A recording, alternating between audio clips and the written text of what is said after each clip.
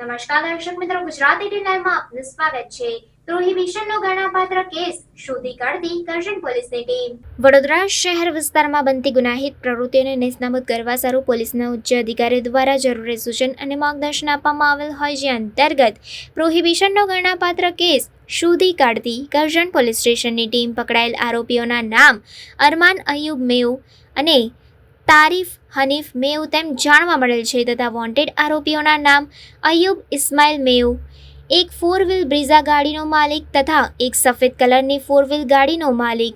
આરોપીઓ પાસેથી કબજે કરવામાં આવેલ મુદ્દામાલ તરીકે ભારતીય બનાવટનો પરપ્રાંતીય વિદેશી દારૂની જુદા જુદા માર્કાની પેટીઓ નંગ 18માં કાચની નાની મોટી બોટલો મળી કુલ બોટલો નંગ 468, જે પ્રોહી મુદ્દામાલની કુલ કિંમત ₹86,400, મોબાઈલ નંગ 2 જેની કુલ કિંમત ₹6,000.